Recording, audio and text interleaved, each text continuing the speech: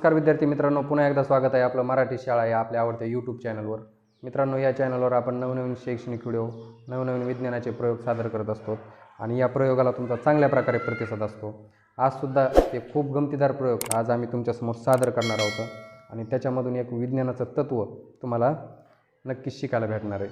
तर बघा, आजचे आपला हा जो प्रयोग आहे तो प्रयोग असणार आहे कार्य आणि ऊर्जा यांच्या संबंधातला, किंवा कार्य, ऊर्जा, बल हे एकमेकांशी कसे संबंधित आहेत या बाबतीत आपला आजचा हा प्रयोग असणार आहे. एक छोटीशी कृती आपण या प्रयोगामध्ये करून पाहणार आहोत आणि त्याद्वारे आपल्याला कार्य, बल आणि ऊर्जा हे एकमेकांशी कशा परस्पर संबंधित आहेत ते अभ्यासायला भेटणार आहे. बघा, हा प्रयोग तुम्ही शेवटपर्यंत पहा. नक्कीच कार्य, ऊर्जा आणि बल ह्या संकल्पना तुम्हाला यामधून समजतील. त्यांचा संबंध काय आहे ते सुद्धा तुम्हाला समजण्यास मदत होईल. या प्रयोगासाठी माझ्यासोबत दुर्गा आणि स्नेहल या दोन विद्यार्थिनी आहेत. बघा, तर मग तयार आहेत तुम्ही? बघा, काही नाही, आपल्याला एकदम छोटीशी दोन कृती करायची तिथं आणि त्या कृतीच्या सहाय्याने कार्य, ऊर्जा, बल हे एकमेकांशी कसं संबंधित आहे ते शोधायचे. त्यासाठी बघा, आम्ही काय काय साहित्य घेतलं. एक बॉक्स घेतला आहे असा, हा खडूचा मोकळा बॉक्स आहे. त्याला एक दोरी बांधलेली आहे आम्ही इथं, ज्याला आपण सुतळी म्हणतो. अशा एका छोट्याशा काडीला गाठ मारून याला एक छिद्र पाडलं आहे असं छोटंसं, आणि या छिद्रामधून दोरी वळून काय केलं आहे, त्या बॉक्सला बांधलं आहे. थोडक्यात सांगायचं म्हणजे हे खेळणंच तयार केलं आहे आम्ही. जसं की लहानपणी आम्ही अशा गाड्या करायचो बघा आणि असं खेळायचो ओढून, अशा प्रकारची गाडी काय केली इथं तयार केली. आणि काही असे छोटे छोटे ठोकळे घेतलेत बघा इथं आम्ही. तुम्ही याच्याऐवजी कोणत्याही वस्तू घेऊ शकतात की ज्या जड असाव्यात. बघा, आणि ठोकळे घेतलेले तिथं कोणत्याही वस्तू वापरू शकता तुम्ही, खडू वगैरे किंवा छोटे छोटे दगड, छोटे छोटे खडे, अशा वस्तू तुम्ही वापरू शकता. तर मग सुरुवातीला काय करायचं स्नेहल तू? आता बघा, सगळ्यात महत्त्वाची दुसरी गोष्ट म्हणजे काय, इथं आम्ही टेबलवर काही खुणा केलेल्या आहेत खडूने. इथं एक खून केली, इथं एक खून केली आणि इथं अशा 3 खून केल्या, 3 मार्क केलेत आम्ही इथं. ते सुद्धा खूप महत्त्वाचे इथं, ते सुद्धा तुम्हाला या कृतीमध्ये त्याचं काय उपयोग येतील समजेल. तर स्नेहल, सर्वात आधी तू काय करायचं आहे, मी ही गाडी इथं ठेवते बघा, पहिले जी खून केली तिथं. ही गाडी तू काय करायचं, इथून तर इथपर्यंत या दोरीच्या सहाय्याने ओढायची. बरोबर, शाबास. आता पुन्हा दुर्गा तू काय कर, आता हे बघा बॉक्स मोकळाच आहे आपला. आता दुर्गा तू या बॉक्समध्ये काय कर, हे सगळे ठोकळे भर बरं.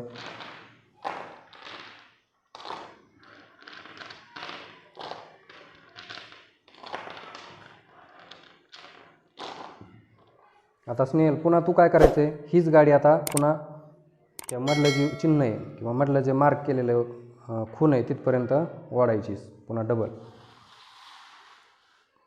शाबास. बघा, सुरुवातीला स्नेहलनी मोकळी गाडी ओढली, नंतर तिने या ठोकळ्याने भरलेली गाडी ओढली.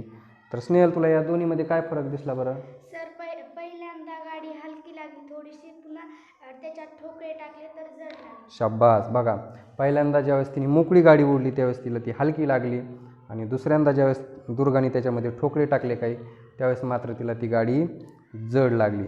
जड लागली म्हणजे काय झालं, पहिल्यापेक्षा तिला नंतर ज्यावेळेस तिने ओढली त्यावेळेस तिला ती गाडी ओढण्यासाठी बल जास्त लागलं. मग याच्यावरून आपल्याला असं समजतं, बघा इथं ज्यावेळेस स्नेहलनी गाडी ओढली त्यावेळेस दोन्ही वेळेस काय झालं, सारखंच विस्थापन झालं, सारख्याच अंतराचं विस्थापन झालं. विस्थापन झालं म्हणजे काय, बघा पहिल्या खुणापासून दुसऱ्या खुणापर्यंत स्नेहलनी काय केली, गाडी ओढलेली. पण पहिल्यांदा मोकळी ओढली आणि दुसऱ्यांदा ठोकळे टाकून ओढली. मात्र काय झालं, दोन्ही वेळेस बल वेगवेगळी लागली. पहिल्यांदा कमी बल लागलं आणि दुसऱ्यांदा जास्त बल लागलं.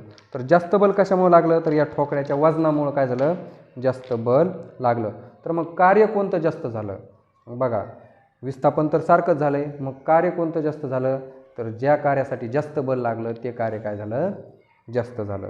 मग याच्यावरून आपण असं म्हणू शकतो, विस्थापन जरी सारखं असेल किंवा अंतर जरी सारखं असेल, एखाद्या वस्तूची हालचाल झालेली जरी सारखी असेल, पण जी हालचाल होण्यासाठी किंवा जे विस्थापन होण्यासाठी बल अधिक लागतं ते कार्य काय असतं, अधिक असतं. बघा, याच्यावरून आपल्याला बल आणि कार्याचा संबंध लावता येतो.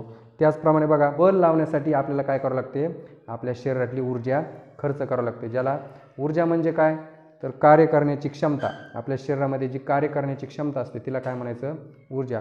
जसं की बघा, आपण मोठमोठे वाहने एकट्याने असं ढकलू शकत नाहीत, कारण आपल्यामध्ये तेवढी क्षमता नसते. म्हणजे क्षमता नसते म्हणजे काय, तर आपल्यामध्ये तेवढी ऊर्जा नसते.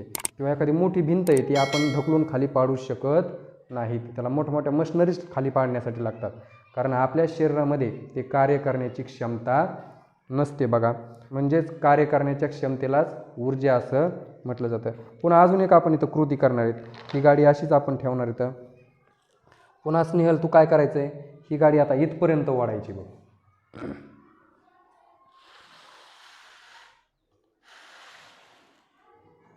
दुर्गा तुला पहिल्या 2 कृती आणि या आत्ताच्या कृतीमध्ये काही बदल दिसला का? हो सर, अंतर जास्त लागलं. बरोबर आहे, अंतर काय इथं वाढलं आहे. आता बघा पहिल्या 2 कृतीमध्ये मध्यभागीपर्यंतचं अंतर होतं, नंतर दुपटीने अंतर आपण काय केलं आहे, वाढवलं आहे. दुपटीने काय झालं, अंतर वाढलं. बघा आता दुसऱ्या कृतीमध्ये स्नेहला जेवढं बल लागलं गाडी ओढण्यासाठी तेवढंच बल आत्ताच्या कृतीमध्येच तेवढंच बल लागतं, मात्र इथं काय झालं, अंतर वाढतं. मग इथं कार्य कोणतं जास्त होतं, तर बघा ज्या कार्यामध्ये अंतर वाढतं म्हणजे विस्थापन वाढतं ते कार्य अधिक होतं. म्हणजे बल जरी सारखंच असलं मात्र विस्थापन जर जास्त झालं तर ज्या वस्तूचं विस्थापन जास्त झालं ते कार्य अधिक झालं असं आपल्याला सांगता येतं बघा. तर यावरून आपल्याला खूप महत्त्वाच्या 2 गोष्टी शिकायला भेटतात. तर पहिली गोष्ट अशी की जे कार्य करण्यासाठी बल अधिक लागतं ते कार्य अधिक असतं आणि जे विस्थापन जास्त असतं, बले जरी सारखी असली मात्र विस्थापन जर जास्त झालं तर ते कार्यसुद्धा काय असतं, अधिक झालेलं असतं. या 2 महत्त्वाच्या गोष्टी आजच्या या कृतीमधून आपण शिकलेलो येतं. तर विद्यार्थी मित्रांनो, कार्य, बल आणि ऊर्जा या संबंधाबाबतीत हा प्रयोग तुम्हाला कसा वाटला कमेंट बॉक्समध्ये नक्की कळवा. आणि हा प्रयोग जर तुम्हाला समजला असेल तर तुमच्यासाठी एक प्रश्न आहे बघा. आपण ही जी गाडी ओढली तर ती गाडी ओढताना त्या गाडीवर आपण कोणकोणते बले प्रयुक्त केली, तर ती बले तुम्ही काय करायचं आहे आमच्या कमेंट बॉक्समध्ये आम्हाला सांगायचे. हा प्रयोग जर आवडला असेल तर लाईक करा, जास्तीत जास्त विद्यार्थ्यापर्यंत हा प्रयोग शेअर करा, जेणेकरून त्यांना कार्य, बल, ऊर्जा यामधील संबंध समजण्यास मदत होईल. पुन्हा भेटूया अशाच एका गमतीदार प्रयोगासोबत. तोपर्यंत धन्यवाद.